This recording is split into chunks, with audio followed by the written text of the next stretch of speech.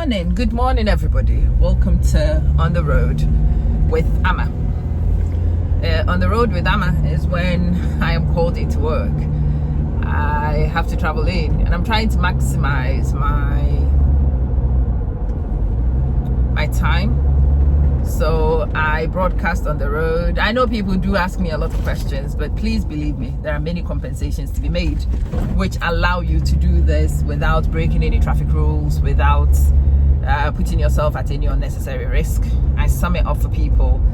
The adjustments and compensations I've made enable me to broadcast and to record these videos like I would chat to any passenger in my car. If I had a passenger in my car, I would talk to them. I will have my eyes fixated on the road. I will obey traffic rules, and it's exactly what I do when I am recording on the road. But today, I'm going into work for two reasons. I have things that I need to focus on, and my work computer suits it much better. I need data, and access to data on the school system, remote, can be funny. So I'm going in so I can access what data I need.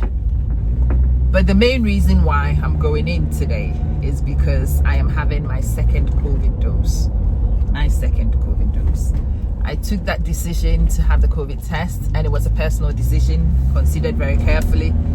But in the light of what we've received in the last 28 to 48 hours, in terms of how people are going to manage this COVID business, it is one of the best decisions I've made. So up until this time, the government of Abu Dhabi have covered my COVID tests up to this point, and according to the circular we got, now that they've vaccinated those who want to be vaccinated, people who didn't opt to be vaccinated will begin to bear the costs of their own COVID tests every 2 weeks.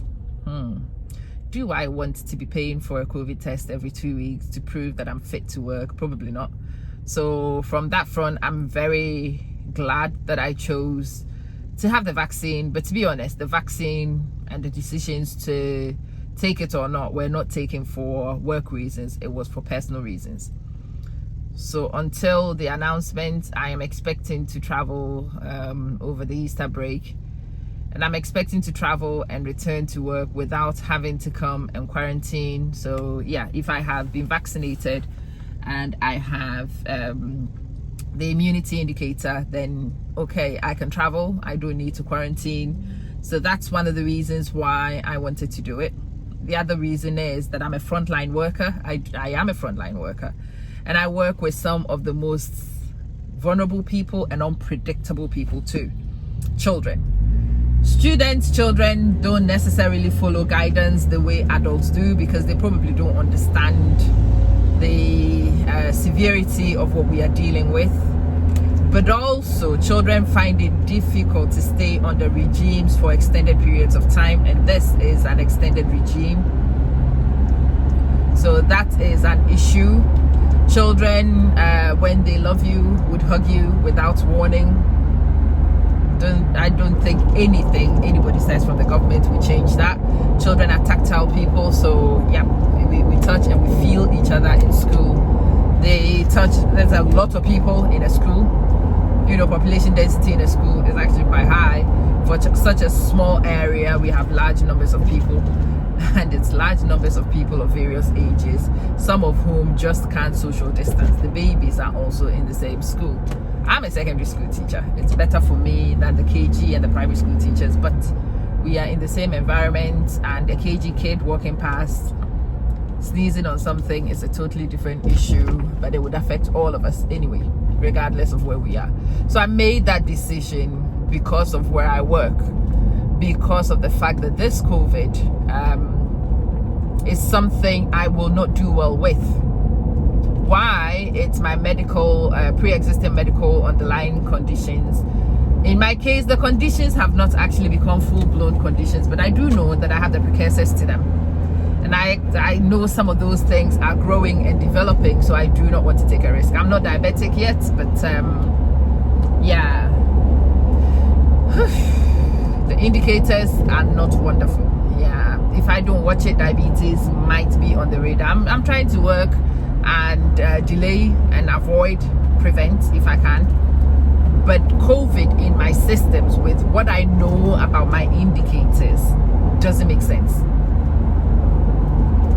My fitness level is not adequate to fight something like COVID. I try to boost my immunity, but I will not take that risk with my immunity with something as serious as COVID. And for that reason, I asked myself a very simple question. Amma, have you been vaccinated before? Yes, I have had many vaccines. Some of which were done, the BCG, for example, was done when I was born.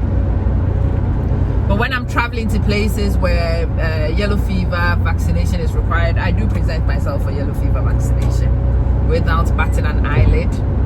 When I've gone to places where they require particular vaccinations, I do them. And because I am somebody who utilizes vaccination when I need vaccination, I ask myself, have I ever needed a vaccine more than this COVID vaccine? And I worked out the answer was no. I have never needed any vaccine more than I need this one. And so if I am able to take other vaccines on need, then this one is no different. This is a vaccine I need, and this is a vaccine I was going to take to address that need. So dose one, it happened without a ceremony. Nothing happened. I went in, I'm a Manson. I came out, I'm a Manson. Nothing changed. I did not have any symptoms. There was no sign of ill health. I carried on for the 28 days, I think it is, before I am due the second. I was actually due the second one on Monday.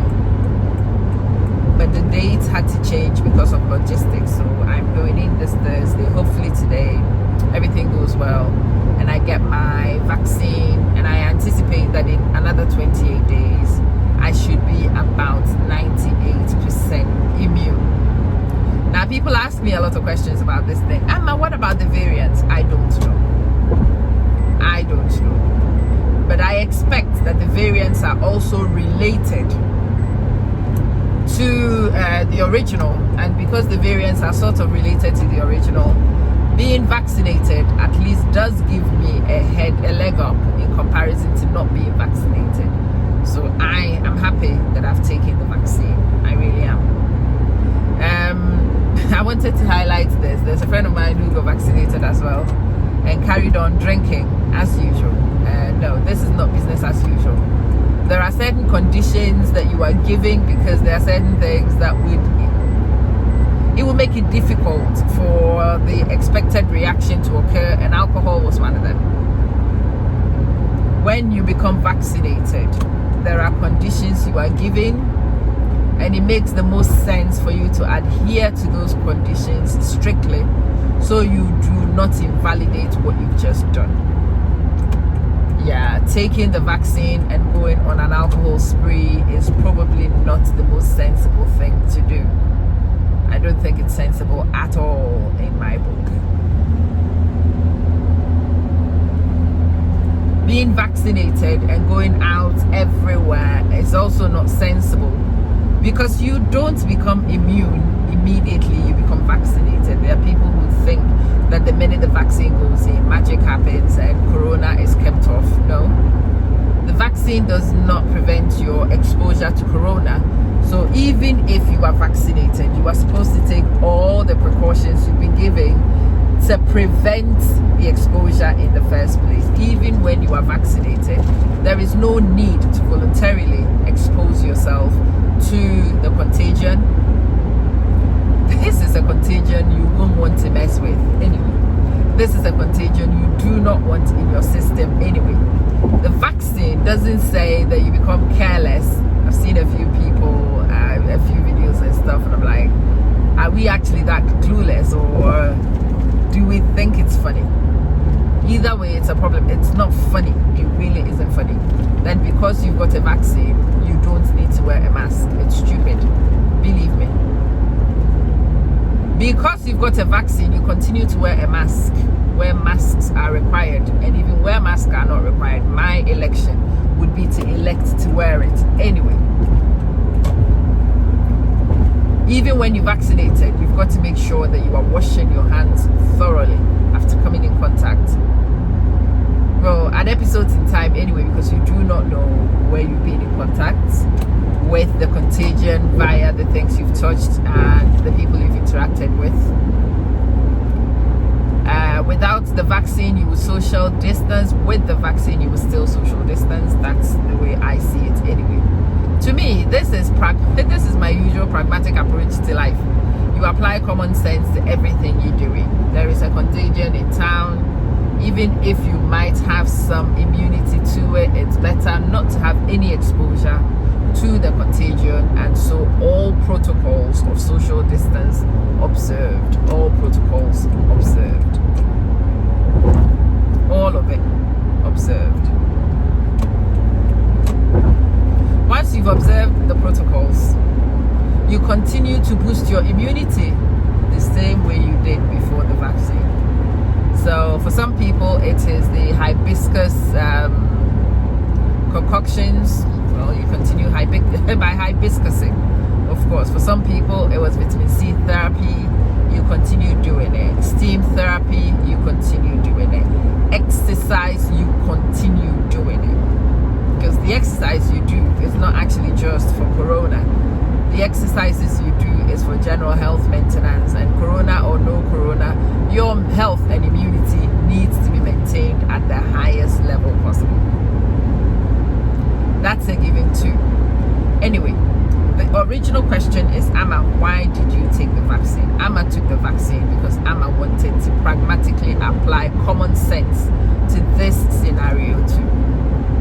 Amma wanted to make sure that I am not the person who will fall ill and put stress on my family. Amma Manse wanted to make sure that I don't create a liability for my husband and my kids because of the decisions I make. Because when I am incapacitated, when I am ill, my family would be the ones who suffer. And so I need to consider them. I would be in the bed, but the logistics suffering will be done by my husband and the kids, and I need to think about them even when I don't think about my own personal suffering. My husband also got vaccinated around the same time for the same reasons. He did not want to expose the kids and I to that stress because he chose to ignore public safety advice. So he also got vaccinated. I am waiting for confirmation, and if I do get confirmation of what I think has been indicated, I'm going to have the kids also vaccinated. And that's a big one. We've had a conversation because my kids are big enough, and one of the kids was saying to me, Mom, what if it brings sterility? As some people say, I'm like, kid, you alive, potentially sterile, is a terrible, terrible, terrible thing. Believe me. But you dead, no brainer. Not even up for discussion. So if the choice is between sterility and being alive, there is only one choice in my book. The child looked at me in the eye.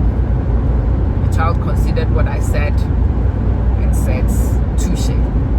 Makes sense. Makes a lot of sense. I can have that conversation with my child because I am myself vaccinated. I'm actually role modeling what I'm asking them to do.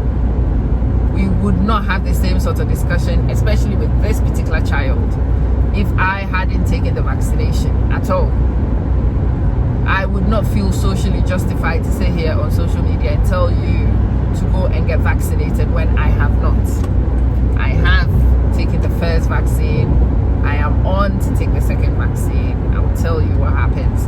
But if you wanted to know if the vaccine kills you on the spot, well, from January 18th up to this point, you've seen me.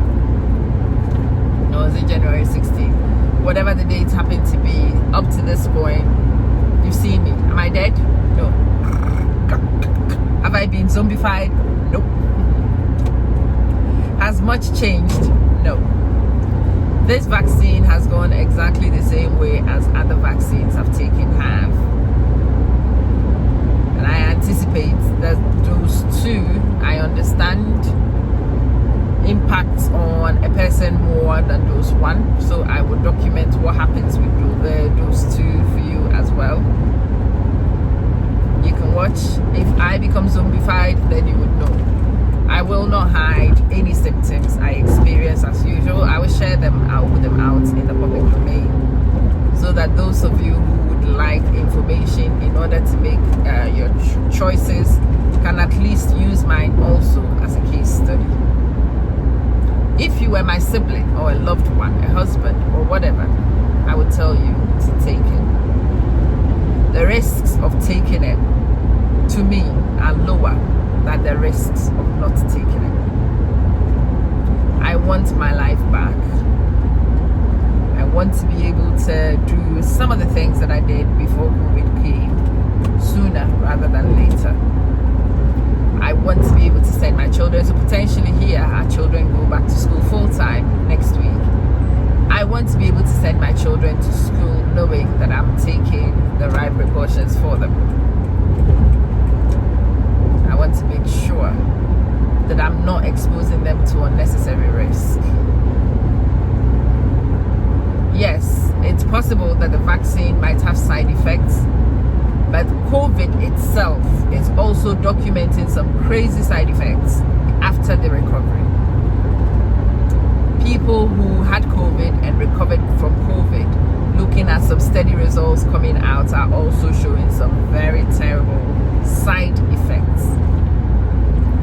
In comparison, so looking at the potential side effects of the vaccine in comparison to the side effect of the infection itself, and how the infection itself will affect me as a person. To me, there was no choice. There was only one common sense thing to do, and that was to get vaccinated. There are people who come to me strongly, especially the ones who belong to the Armageddon conspiracy theory. I call them the Armageddonists. The reasons why that theory tickles my sides is because I was vaccinated, like I said, the day I was born or soon after. If that was the Armageddon, if vaccination is going to send me to hell, I have been on the high road to hell since I was born. If I've been on the high road to hell since I was born, I might as well just take this extra one and get there quicker. Take this extra one and delay the chances of actually dying and discovering where I'm going. A longer period here might give me a better chance to negotiate with God, to have mercy and to save me and apply grace to me. And so I would take that option. I really would take the extra time here to try and work on my soul and hopefully find grace in that time. It makes sense. Actually, it makes sense. It makes more sense when you look at it from that angle. Anyway, I wanted to explain my choices. I wanted to highlight the importance of vaccination. I wanted to remind people that vaccination does not replace the common sense schedule we have in place. Social distancing should still be applicable with or without a vaccine. And in fact, I see the vaccine as a very common sense approach to an existing problem. Let me know what you think. These are my choices. These are my realities. This is where I stand on this particular one. Some of you have different beliefs from me. That's okay. That's fine. But if your belief is valid, so is mine. People will make different choices, and that's absolutely fine. You're entitled to those choices, and so am I. I just want to put my choices out there and explain why I've made those choices. Maybe my choices might explain things and clarify for some people, and that's why I've chosen to have this conversation.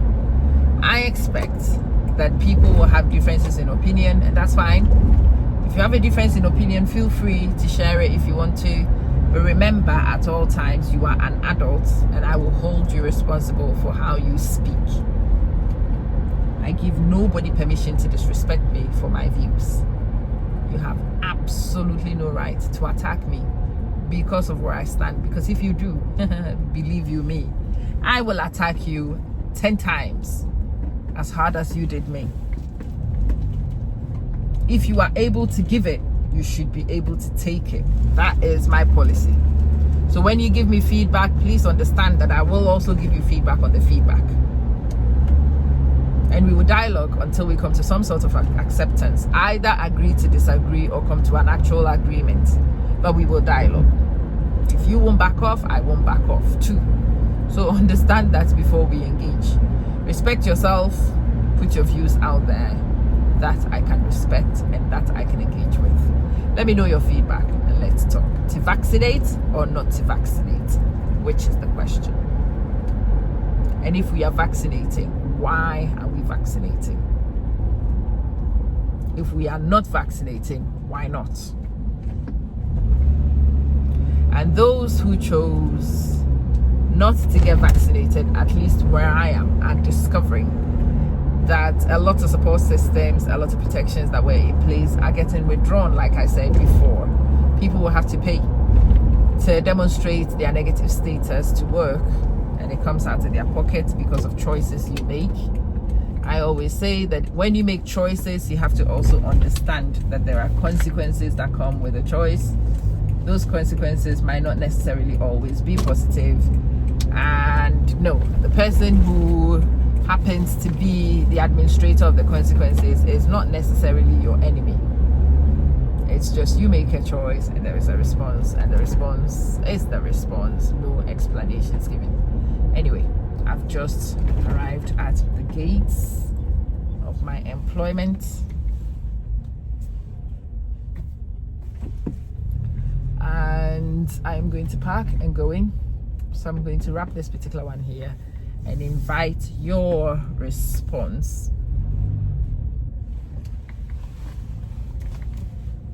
going forward.